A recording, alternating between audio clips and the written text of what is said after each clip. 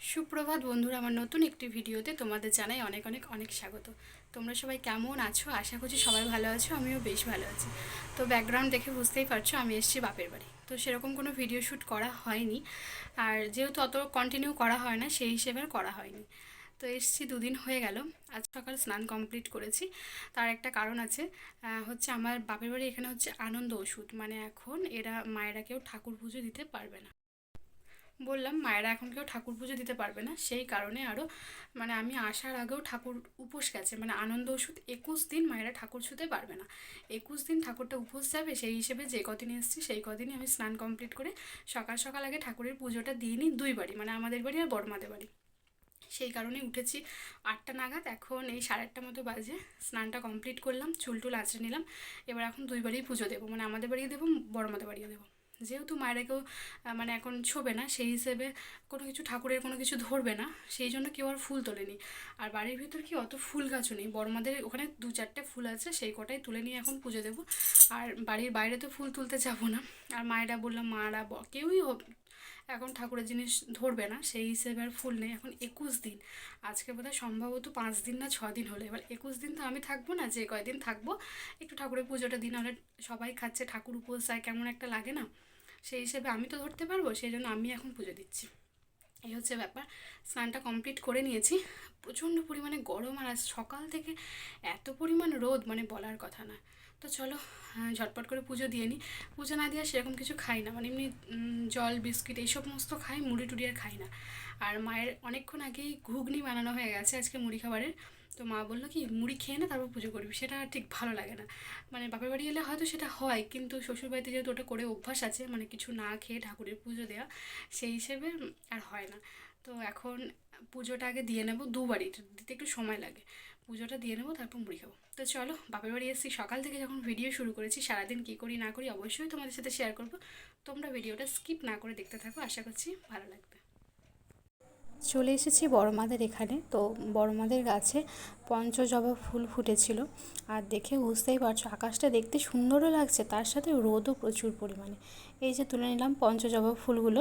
তো একটাই শেয়ার করেছিলাম, তার কারণ এক হাতে ফুলের সাজি আর এক হাতে ক্যামেরা, এক হাতে ফুল তুলছে, হাত তো দুটো, খুব অসুবিধা হচ্ছিলো, সেই কারণে একটু শেয়ার করলাম। আর এই যে এই ফুলগুলো তোমরা কী নামে চেনো আমি জানি না, আমিও খুব একটা জানি না, বোধহয় সম্ভবত সূর্যমুখী বা এরকম কিছু একটা, সূর্যমুখী না কী বলে, আমি যদিও আমি ঠিকঠাক জানি না ফুলটার কী নাম। তো যাই হোক, এই ফুলগুলো কিন্তু এক গাছ করে ফোটে, মানে অনেক পরিমাণ ফুল ফোটে। আর ফুলগুলো দেখতেও ভালো লাগে, তো অনেকটা বেশ ফোটে, সেই কারণে একটা ছোট গাছেও এক গাছ করে ফুল ফোটে। তো এই ফুলগুলো দিয়েই কয়েকদিন ধরে পুজো দিচ্ছিলাম। তো আমাদের পাশের বাড়ির এক ঠাকুমা আছে আর এক দিদা আছে, এই দুদিন যাবৎ হলো, মানে বলেছি যে আমি যেহেতু এসেছি যে কদিন আছে সেই কদিন ফুল দিও, সেই কারণে দিদা আর ঠাকুমা দুজন মিলে যে কয়েকটা ফুল দিচ্ছে, বেশ অনেকগুলোই হয়ে যাচ্ছে, দুবারই বেশ ভালোভাবেই হয়ে যাচ্ছিলো।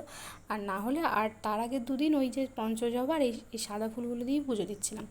তো যেহেতু আমি এসেছি আর মায়েরা কয়েকদিন ধরে পুজো দেয়নি, সেই হিসেবে ঠাকুরের সিংহাসনটা একদম ঝুল নোংরা হয়েছিল, আর এখন তো মাকড়সার ভর্তি থাকে, সেই হিসেবে আমি এই যে ঠাকুরগুলো বের করে সব ভালো করে একটু পরিষ্কার করে নিলাম, সিংহাসনটা মুছে টুছে নিলাম, না হলে না পুজো করতে মন যায় না। এই যে দেখতে পাচ্ছ এক সাজি ফুল আছে, তার সাথে আছে এই যে পান পাতা, আজকে যেহেতু বৃহস্পতিবার, তো পান পাতা আছে, পান পাতা দিয়ে ওই যে ঘট স্থাপন করে এখানে আমার বাপের বাড়িতে কি একটু বৃহস্পতিবারের পুজোটা একটু বেশ ভালো করেই করতে হয়, ঘট পাল্টাতে হয়, আলপনা দিতে হয়।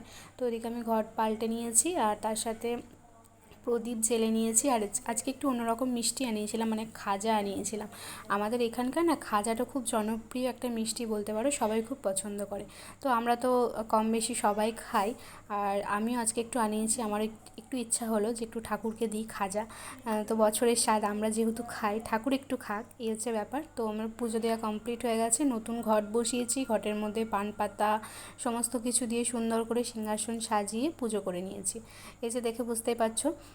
তো ঘরটা আমাদের পাল্টাতে হয়, আলপনা দিতে হয়, তার সাথে ধূপ ধুনো প্রদীপ জ্বালিয়ে লক্ষ্মীর পাঁচালি পরে পুজো করতে হয়, অনেকটা পরিমাণ সময় লাগে বৃহস্পতিবারের পুজো করতে। আর আমি না খুব ধুনোর গন্ধ পছন্দ করি, সেই কারণে আমি আরও ধুনো দিয়ে দিই। তারপর এই যে চলে এসেছি বড়মাদের বাড়ি, বড়মাদের বাড়িও আমার পুজো দেওয়া এখন কমপ্লিট হয়ে গেছে। আর অনেকটা পরিমাণ সময় লাগলো। বৃহস্পতিবারে পুজো করতে একটু বেশি সময় লাগে। আর এই যে একটা কুটকুটে বাবা মহাদেবকেও ফুল দিয়ে সাজিয়ে দিয়েছি। এদিকে আমার 2 বাড়ি পুজো ডান। তারপর চলে এসেছি বাড়ি, আর এখানে ঘুগনি হয়েছে। বললাম তোমাদের যে ঘুগনি হয়েছে, আজকে ঘুগনি দিয়ে জমিয়ে মুড়ি খাবো। তারপর মা ওদিকে দুপুরে রান্নাবান্না সমস্ত কিছুই কমপ্লিট করে নিয়েছে। আর মা আমার হাতে একটা রেসিপি খুব পছন্দ করে, সেটা হচ্ছে পটল বাটা। আমি এসেই একদিন বানিয়ে খাইয়েছিলাম, মায়েদের খুব ভালো লেগেছিলো, সেই কারণে মা আরও বললো যে আজকে একটু করে খাওয়া। তো দেখতেই পাচ্ছ মিক্সির মধ্যে মা সব কিছু কেটে রেডি করে দিয়েছিল, আমি জাস্ট বেটে নিলাম। পটল, কাঁচা লঙ্কা আর রসুন 3টে জিনিস বেটে নিয়েছি। আর এই যে দেখতেই পাচ্ছ তেলের মধ্যে দিয়েছিলাম হচ্ছে কালো জিরে, আর তার সাথে একটু টমেটো দিলাম। টমেটোটা আমি দিই না নর্মালি, কিন্তু যেহেতু আমার বাবার সবজির ব্যবসা, তো আমাদের সব রকম সবজিটাই ফ্রিজে স্টক থাকে। তো ভাবলাম যে আমি যে রেসিপি দেখে করেছিলাম ফোনে, সেখানে টমেটো দেয়নি, তো মা বললো একটু টমেটোটা দিয়ে দেখ, ভালো লাগবে। সেই কারণে আরও টমেটো দিয়ে নিয়েছি। এই যে টমেটোটা এখন বেশ ভালো করে ভেজে নিচ্ছি। আর যেহেতু আজকে বৃহস্পতিবার, আজকে মায়েরা নিরামিষ খাবে, আমি বলতে ভুলে গেছি, পটলটার সাথে আজকে আমি আর রসুন দিইনি, মানে অন্যদিন রসুন দিই আর একটু অল্প একটু পেঁয়াজও দিয়ে দিই, কিন্তু আজকে আর দিইনি, কারণ বৃহস্পতিবার নিরামিষ হয়, মায়েরা নিরামিষ খায় আর নিরামিষ হিসেবে মাছটা খায়। তারপরে এই যে পটল বাটাটা ঢেলে দিলাম। এখন ভালো করে একটু ভেজে নেব, একদম টাইট যখন হয়ে যাবে শুকনো পাড়া, তখন নামিয়ে নেব। আর এটা গরম ভাতে খেতে এতটা টেস্টি লাগে, মানে বলার কথা না, সত্যি দারুণ টেস্ট। তারপরে যে দুপুরে ভাত খেতে বসে পড়েছি। আজকের মেনুতে ছিল এখানে পুঁই শাকের ঘন্ট করা হয়েছিল, পুঁই শাক সব রকম সবজি বড়ি দিয়ে।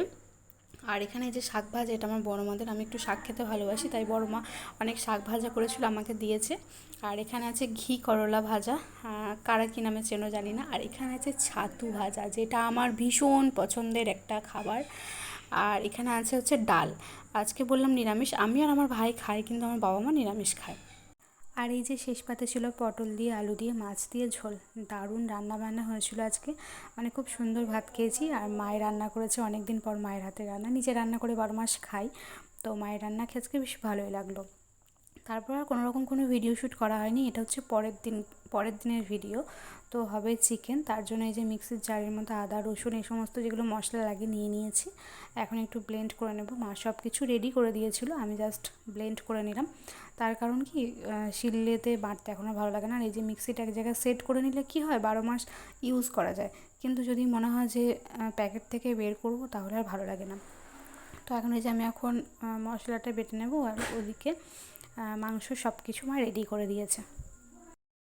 তারপরে এখন চলে এসেছি রান্নার জায়গা। আর এই যে আমার ভীষণ পছন্দের একটা জিনিস, কারা কারা ভালোবাসে আমি জানি না, পল ছাতু বলে সম্ভবত, মানে যেটা খড়ে হয়।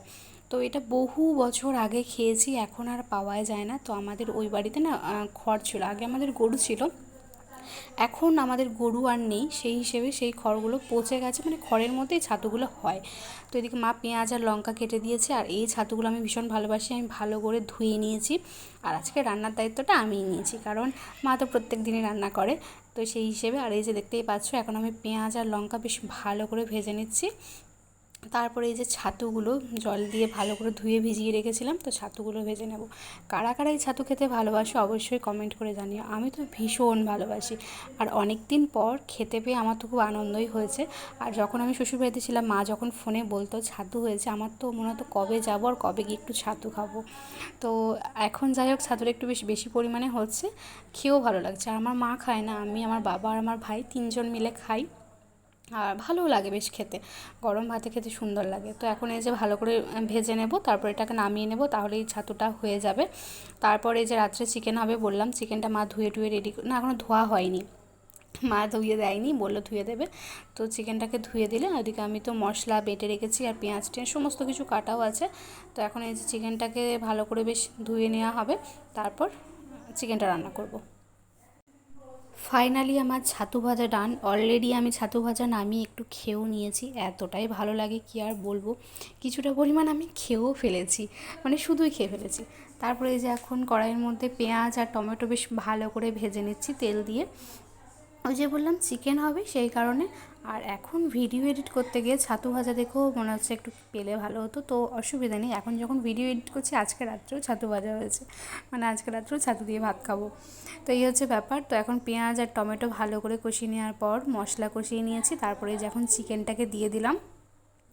আজকে রাত্রে জমজমাটি মেনু, একদিকে ছাতু ভাজা একদিকে চিকেন কষা, একদম ফাটাফাটি খাওয়া দাওয়া হবে।